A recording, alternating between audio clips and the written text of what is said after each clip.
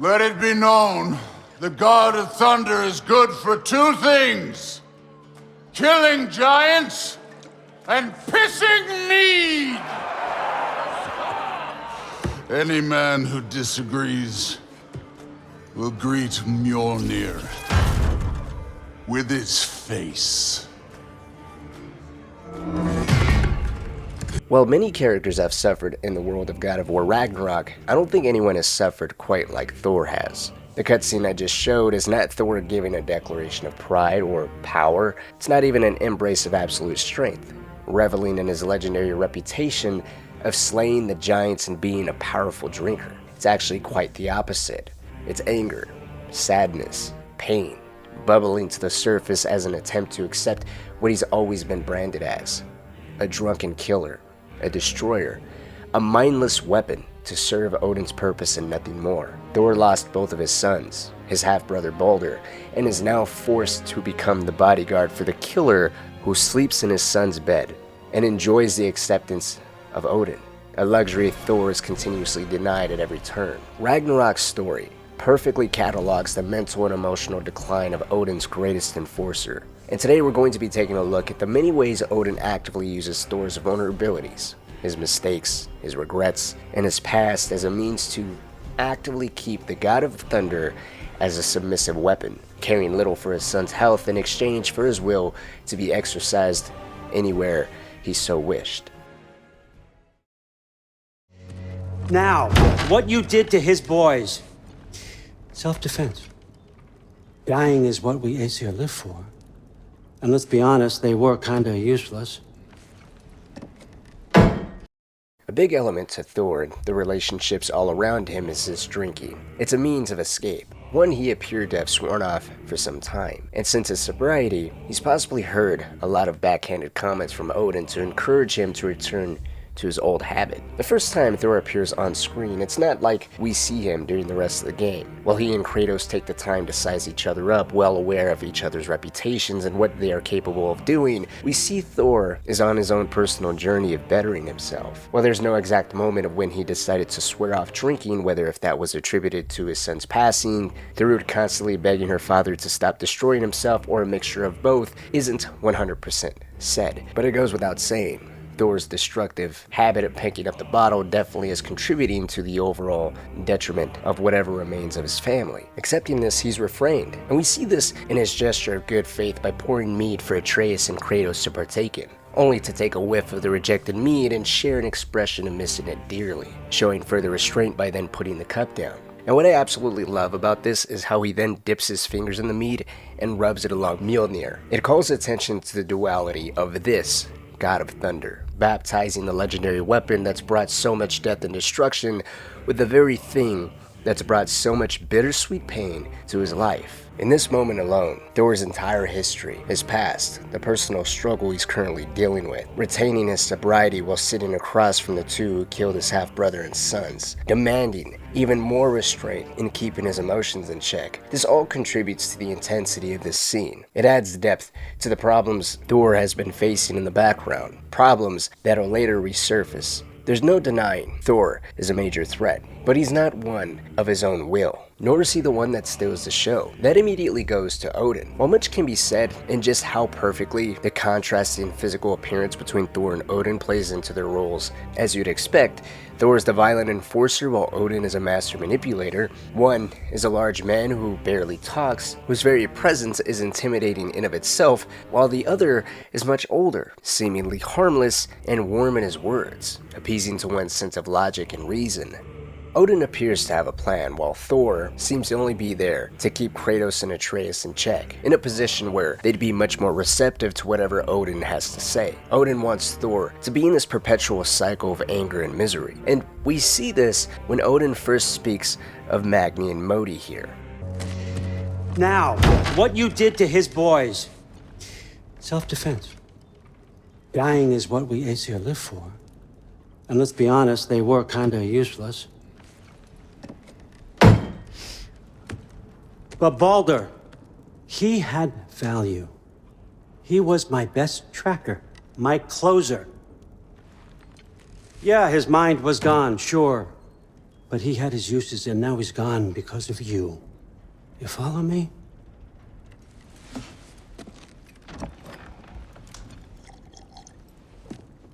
You have a debt. You're no fun anymore. While attempting to meet some common ground with Kratos, Odin laces the significant things that need to be addressed with insults directed at Thor. While he says you aren't any fun anymore, hinting at Thor's newfound sobriety being a negative change rather than a positive one, I find the moment of justifying Thor's son's deaths as self-defense, followed by comparing it to the death of Baldur, claiming Baldur had value and hence that is the reason why Kratos and Atreus really crossed the line. Never mind that Magni and Modi were Aesir gods themselves, and so Aesir blood has been spilled all the same. They are forgivable transgressions, making them appear to be insignificant. To then call them useless and slam the cup of mead down in front of Thor only encourages this man to drown his pain. It implies that not only were his sons useless, but he is too. He's nothing more than a mindless, worthless drunk who smashes things, and that's all he's good for. Thor's reaction to this says it all. He has no words. He just looks away, swallows the harsh words, and for a moment even glances back at the mead as to reconsider his choice to stay clean and sober. But he holds strong. Despite the pain, the temptation of alcohol right in front of him, and his trigger prompting him to get away via the bottle, Thor's resolve holds steady. Even when given the green light to finally put his hands on Kratos a few moments later, Thor is incredibly tame in the sense that he isn't allowed to actually kill Kratos just yet. While he's understandably seething with anger for everything Kratos has taken from him, his words betray a bit more of what Odin has subjugated him to, almost as if most of what he's saying, along with what he's doing, is still dictated by Odin. I think this is seen through the mention of Baldur. Thor only mentions Baldur twice. Once during his first fight with Kratos, and the other is when Atreus is in Asgard helping Odin find the missing pieces of the mask and decipher the hidden knowledge connected to it. While Magni and Modi are very clearly sources of Thor's own miseries, he's never quite gotten over their deaths, perhaps even feeling guilty and responsible for their deaths, particularly Modi, whom he beat out of anger for letting what happened to Magni, and thus putting him in such a weakened state. Atreus was even able to kill Modi. Baldur, on the other hand, is mentioned sarcastically here. Look at this. We make a good team. Don't we? Don't we? Make a good damn team? Just like you and Baldur. The resentment and the doubt can be heard in his voice. Thor, as well as so many others, have heard constantly how useful Baldur is or was to Odin. No matter how much objectively Thor has achieved for Odin, in some ways even dwarfing the achievements of Baldur and Heimdall combined, there's things Thor can simply take care of that the other two couldn't, and yet they were all treated better than Thor. He's never acknowledged or spoken to in a way that showed Odin had any love or respect for his son. In this scene, Thor's resentment and feelings of insignificance towards Odin in comparison to Baldur is exposed, and in the context of going back to the first fight with Kratos, contributing his first attack to Baldur,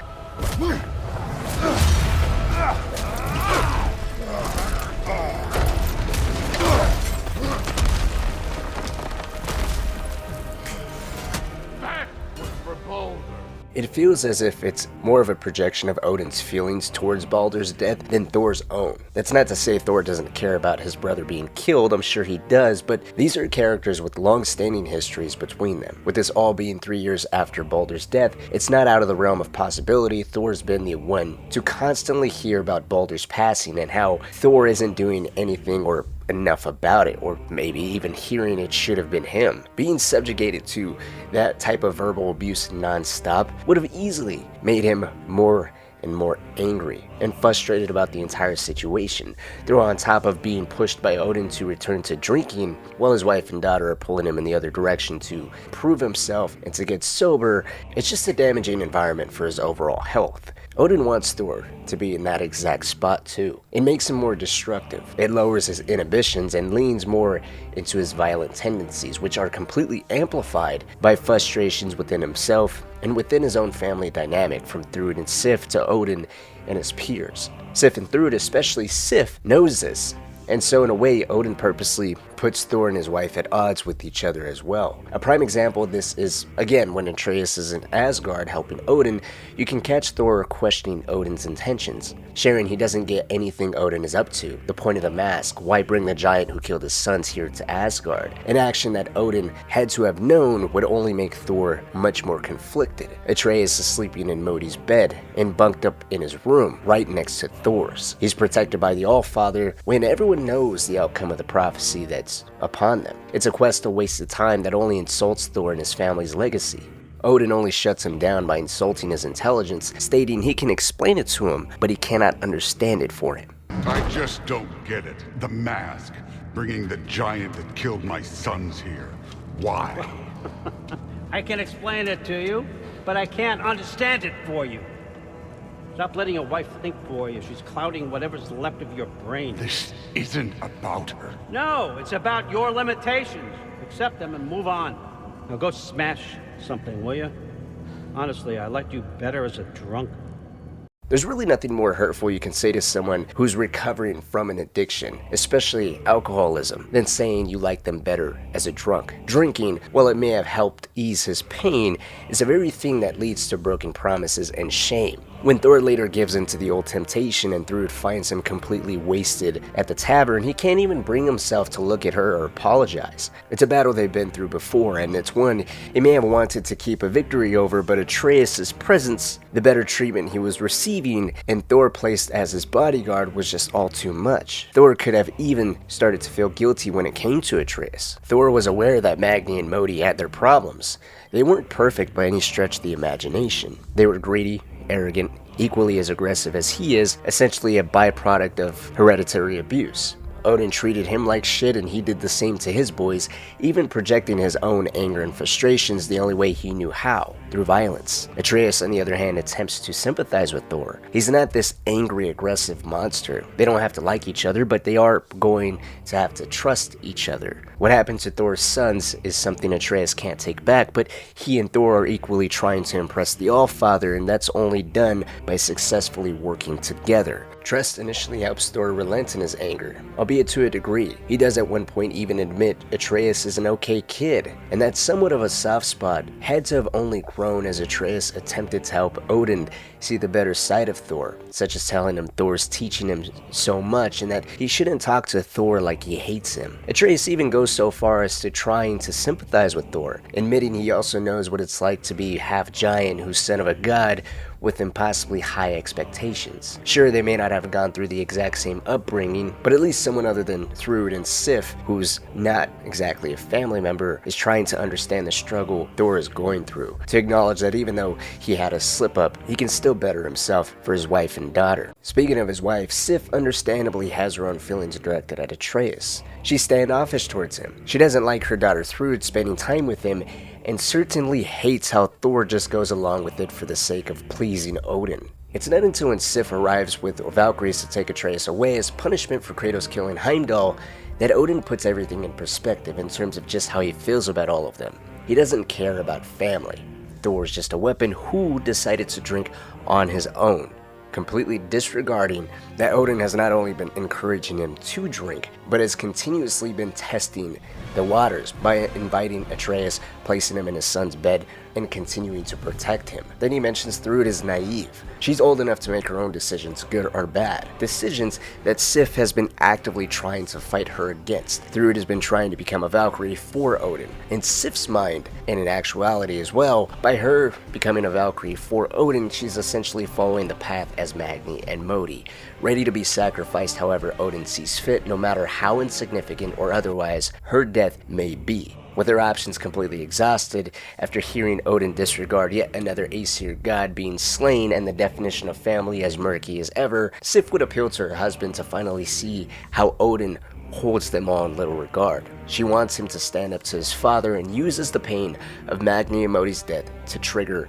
that action. She's successful in finally getting him to act, but Thor was so blinded by his own obedience and love to Odin. Even after Odin had boldly claimed all this stuff about Thor's family, he still wasn't able to see Odin as the one responsible for all of his pain and misery. He instead blamed every single thing on Atreus, going so far as to even claim Atreus turned his father against him. You kill my sons. Sleep in their beds. Turn my father against me. My daughter. I have no idea what's happening. You know, I finally thought of something I can teach you. Hey! Stand down! Sentry better be right. Waggy!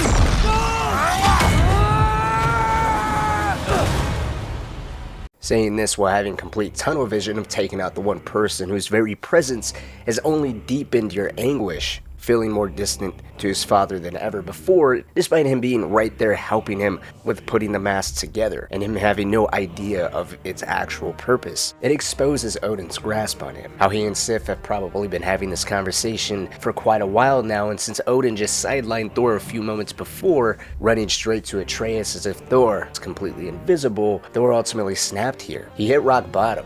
He got fed up with hearing and seeing he's not good enough or smart enough from his father's perspective, and then lost his long-standing battle with alcohol, which then enforced that worthless feeling, making it harder to face his wife and daughter, who want nothing but the best for him. Following this cutscene, Thor is the unhinged, bloodthirsty god of thunder we've heard so much about. Tired of Kratos and Atreus being such an intolerable presence and stain on his family, when he later sees Atreus and Thor together in Asgard during their siege, Thor is ready to kill them. And this entire fight would have ended very differently if it wasn't for Kratos speaking reason to him.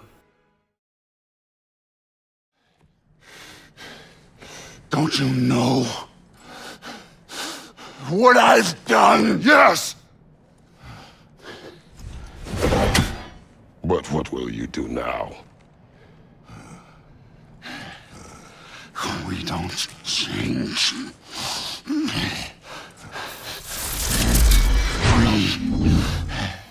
are destroyers. I've mentioned earlier Thor feels a type of kinship with Kratos. They are destroyers. Kratos is a god killer who slayed his entire pantheon and attempted to escape his past. He settled in these new lands, lived in relative obscurity, and became a father. He did his best to forget all about the dark cloud that looms over him. Throughout the entire game of God of War Ragnarok, we see Kratos actively doing his best to change. He actively seeks to avoid war. He no longer wants to boast the title of god killer. In fact, in some cases, he looks ashamed of that. He doesn't want his son to walk the same path as he did. He wishes no longer to be in battle or march his son alongside him into any type of war. But he still has to make preparations to ensure his son is safe, such as equipping himself with Draupnir to protect Atreus from Heimdall, who intended to kill him. Heimdall also pushes Kratos over the edge, triggering him to kill him brutally, calling back to Kratos' days of vengeance. And Kratos' path of vengeance in a way is parallel to Thor's drinking. Now, I don't mean to get off topic here, but Kratos, as the game progresses, even admits he feels himself slipping, reverting to his old ways of being constantly angry and doubtful of everyone, including Atreus. His slip-ups are to anger and vengeance, resulting in more bloodshed. Thor's slip-ups involve drinking, drowning away his own pain, becoming numb to his feelings, and destroying whenever he's let off his leash, where Kratos is actively trying to better himself with the encouragement of Mimir.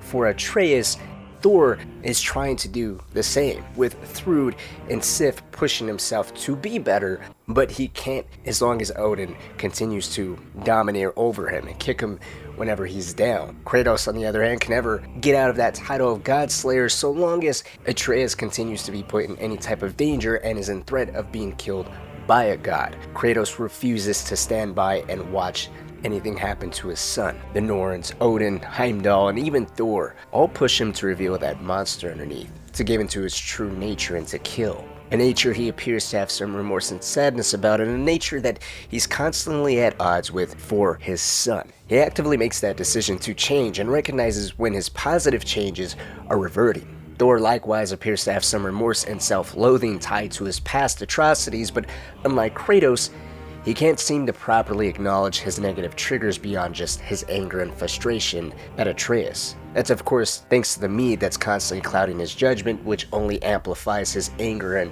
whirlwind of emotions, but his line in response to Kratos appealing to the father within Thor hints that even his slaughter of the giants, his own people, is something he's, if not always, regretted. Then lately he's come to that decision of understanding it's not really easy to live with. Fuck are you waiting for? Your daughter. My son calls her friend. If you try to hurt her...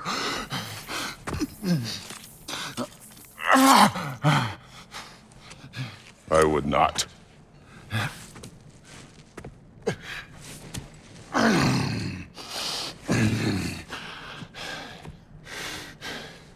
Don't you know what I've done? Yes! But what will you do now? We don't change. We are destroyers. No more. No more. For the sake of our children. He believes people like them don't change. Doesn't Kratos know what he's done? His past, in his head, defines him. His current mistakes, angry outbursts, and subsequent destruction in his hands solidifies that notion. The only way for this constant cycle to end is death. Kratos relenting, offering him a way out that's best for them both, best for their children. I don't think anyone else could have gotten through in such a way as Kratos has. Thor sees him as some type of equal, someone who understands what it's like to be seen as a monster, to be used for one specific purpose, to kill, to destroy, to wipe out entire races. And despite Kratos himself doing his best to avoid war, here he is in that very position, but he's not doing the thing that he's expected and prophesized to do, kill a god. He's offering a better solution that's best for everyone. Him, his son, Thor, his daughter. Perhaps there's another way after all. The weight of Kratos' words is only made stronger by Odin's immediate arrival. The contrast in how Thor is spoken to. He's belittled again, with Odin even using his title as his father as a way to compel Thor to do his will. He tells his son he doesn't think. Odin thinks. Thor doesn't talk. He doesn't do anything besides pick up his hammer and do as his father says. It may have taken a lifetime to see it, but here in this moment, Thor finally gains the clarity his father's been denying him his whole life. He says Sif has been right about him, but he never wanted to see it. He may have acknowledged it, but he purposely kept himself ignorant, hoping that none of it was true, that his father was intentionally keeping him under his thumb to harness the rage and emotional instability that Thor was constantly cradling. For the first time ever, he drops his hammer, and he defies his father. So ends his use. Odin immediately kills his son. I am your father. Take the hammer and kill who I tell you to kill.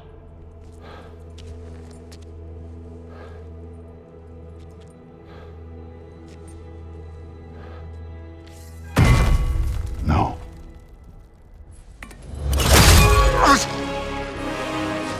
I didn't want this. I did not want this. His greatest enforcer whom kept everyone in all the 9 realms in check. The brute who blindly followed the Allfather was slain by the hands of the person he stayed loyal to despite all he subjected him to. But there's a beauty in Thor at least standing up for himself. Hopefully, with this final act of courage, he could at least find his place in Valhalla, thus ending a lifetime of pain and suffering.